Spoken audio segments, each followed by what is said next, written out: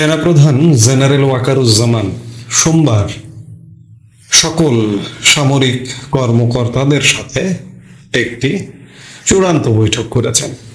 গত শুক্রবার থেকে বিভিন্নভাবে তারা বৈঠক করছেন ভার্চুয়ালি, এবং তার কাছে আশপাশে যারা থাকেন, বিশেষ করে লেফটেন্যান্ট জেনারেল পর্যায়ে, মেজর জেনারেল পর্যায়ে, সেনা সদরে যারা অ্যাটাচ তারা বৈঠক করেছেন, তিন বাহিনী প্রধান সহ বৈঠক করেছেন।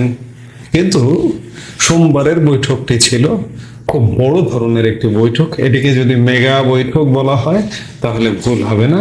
এটিকে সেনাবাহিনীর ভাষায় বলা হচ্ছে যে অফিসার্স অ্যাড্রেস। এতে সামরিক বাহিনীতে কর্মরত, এমনকি বিভিন্ন বাহিনীতে প্রেষণে নিয়োজিত সামরিক কর্মকর্তা যারা আছেন, র্যাব, বিজিবি, এই ধরনের বিভিন্ন ক্ষেত্রে তারা পর্যন্ত গতকাল সোমবারের বৈঠকটিতে অংশগ্রহণ করেছিলেন। এবং এই বৈঠকটি এই মুহূর্তে এতটাই বেশি গুরুত্বপূর্ণ ছিল যে পুরো সামরিক বাহিনী সাম্প্রতিক সময়ে দেশের উত্তেজনাকর পরিস্থিতি এবং এই যে সমন্বয়কদের উস্কানিমূলক বক্তব্য, সমন্বয়কদের পৃষ্ঠপোষকদের উস্কানিমূলক বক্তব্যের কারণে সামরিক বাহিনীর বড় অংশ, বলা যায় বেশিরভাগ, প্রচন্ড সংক্ষুব্ধ হয়েছিল। এই সংক্ষুব্ধতা থেকে সেনাপ্রধানের এই বৈঠকটি করা জরুরি ছিল এবং সেই বৈঠকটি তিনি করেছেন। বৈঠকে নানা রকম দিক নির্দেশনা দিয়েছেন। সেনাবাহিনী প্রধান জেনারেল ওয়াকারুজ্জামান এই বৈঠকে বলেছেন যে বর্তমান পরিস্থিতিতে যে দায়িত্ব ও নিষ্ঠার সঙ্গে সেনাবাহিনী কাজ করছে সেটি দেশ ও জাতি চিরকাল স্মরণ রাখবে।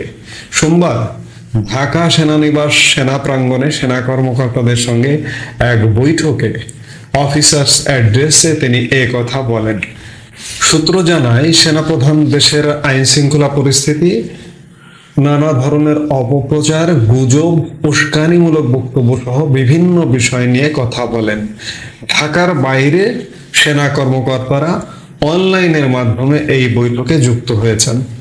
ঢাকায় যারা ছিলেন তারা সরাসরি, এবং ঢাকার বাইরের কর্মকর্তারা গতকালের বৈঠকে অনলাইনে উপস্থিত ছিলেন। অর্থাৎ সেনাবাহিনীর সকল পর্যায়ের কর্মকর্তা এই বৈঠকে উপস্থিত ছিলেন। সূত্র জানায়, কর্মকর্তা ও সৈনিকদের প্রতি কৃতজ্ঞতা জানিয়ে সেনাপ্রধান বলেন, তাদের আত্মত্যাগ দেশ সব সময় স্মরণ করবে।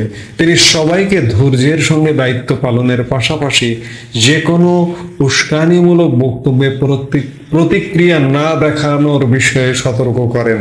তিনি বলেন, এমন কিছু করা যাবে না যাতে উস্কানিদাতাদের লক্ষ্য অর্জিত হয়। খেয়াল করুন, এই যে উস্কানিদাতারা যে বিভিন্ন রকম উস্কানিমূলক বক্তব্য দেয়, তাতে সেসব বক্তব্যে প্রতিক্রিয়া দেখানোর বিষয়ে সতর্ক থাকতে বলেছেন। তিনি উস্কানিদাতাদের যাতে লক্ষ্য অর্জিত না হয় সে কথা বলেছেন, ইত্যাদি অনেক কিছু বলেছেন, অনেক কথা বলেছেন, যেগুলো আপনারা ইতিমধ্যে গণমাধ্যমে দেখেছেন।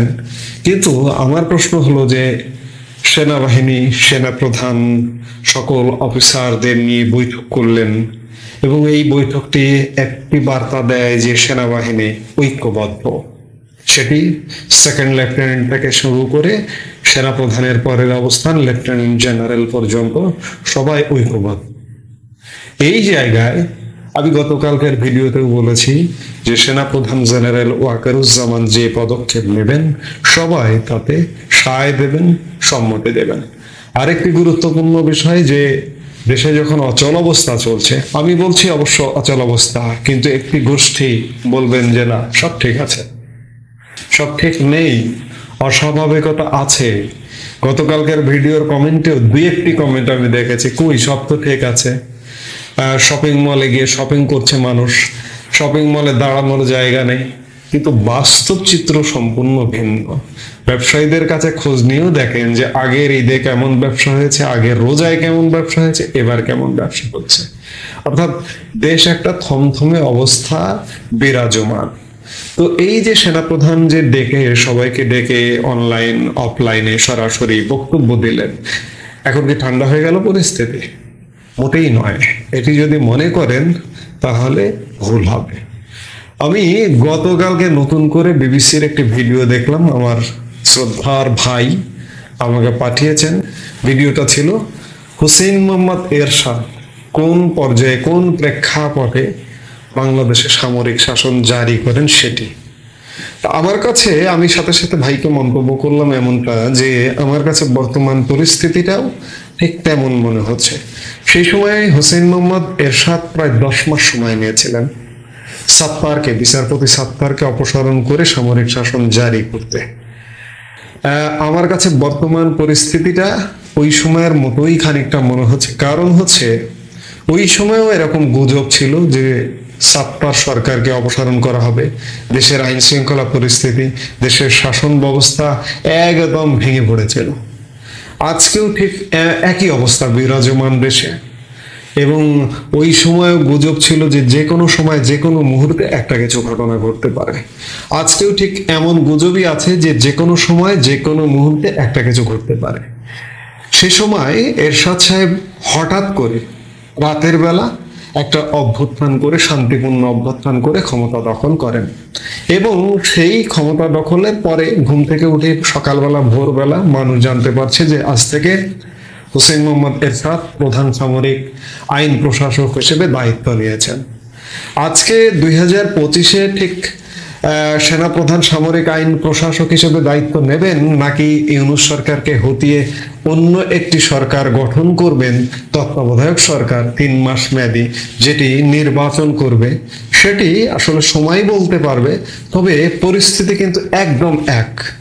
আপনারা যারা বয়োজ্যেষ্ঠ তাদের নিশ্চয়ই 82 সালের সেই ঘটনার কথা নিশ্চয়ই মনে আছে। আমরা ছোট ছিলাম, আমাদের সেই সময়টা তেমন একটা মনে নেই বললেই চলে। তো সেই জায়গায় ইতিহাস থেকে যেটি দেখলাম, সেই সময় এবং আজকের পরিবেশ একদম একরকম। এখন ঘটনা হচ্ছে যে আমি যেটি আলাপ দিয়ে শুরু করেছিলাম যে সেনা প্রধানের বক্তব্যে কি পরিস্থিতি শান্ত হয়ে গেল? মোটেই নয়। আবারও বলছি, মোটেই নয়। যে কোনো সময়, আমি বলছি না যে আজকে রাতে ঘটনাটি ঘটবে কিংবা পরশু রাতে ঘটনাটি ঘটবে, আবার আজকে রাতেও ঘটতে পারে। অর্থাৎ বর্তমানে দেশে যে অবস্থাটি চলছে এটি একটি অচল অবস্থা। এখানে যে একটি সরকার আছে, আমি বারবারই বলি, এটি বোঝা যায় না।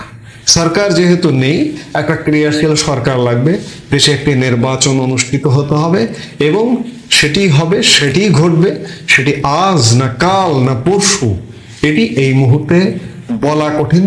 তবে সেনানিবাস এই যে শুধুমাত্র বৈঠকের পর বৈঠক করছে, যে গত কয়েকদিন ধরে ম্যারাথন বৈঠক, গতকালকে একটি সর্বোচ্চ চূড়ান্ত বৈঠক করেছে, আজকেও বৈঠক হবে, কালকেও বৈঠক হবে, প্রতিনিয়ত বৈঠক হবে। ক্যান্টনমেন্ট যে প্রচন্ড ব্যস্ত হয়ে পড়েছে এতে কোনো সন্দেহ নেই। এই ব্যস্ততার পেছনে অবশ্যই কারণ আছে। দেশকে উদ্ধার করবে ক্যান্টনমেন্টই, কারণ সারা বাংলাদেশ যখন রাজনীতি ফেল করে, সিভিল সোসাইটি, সিভিল প্রশাসন যখন ফেল করে, তখন কিন্তু দেশে দেশে, আমি মিলিটারি পলিটিক্স পড়েছি, সেই জায়গায় যেটি দেখেছি যে দেশে দেশে কি হয়, সেটা সেখানকার জনগণ একসময় প্রত্যাশা করে যে সামরিক বাহিনী ক্ষমতায় আসুক। আলটিমেটলি চূড়ান্ত বিচারে কিন্তু সামরিক বাহিনী ক্ষমতায় আসা কোনো দেশের জন্য ভালো হয় না। আমি যদি উদাহরণ হিসেবে আপনাদের বলি, পাকিস্তান কিংবা আফ্রিকার বিভিন্ন দেশে, এই যে সেদিনও সুদানে একটা ঘটনা ঘটলো, বিভিন্ন দেশে সামরিক শাসন আছে বা অন্যান্য অঞ্চলে সামরিক শাসন আছে, এই দেশগুলো কিন্তু কখনোই মাথা চাড়া দিয়ে উঠতে পারেনি, মাথা তুলে দাঁড়াতে পারেনি।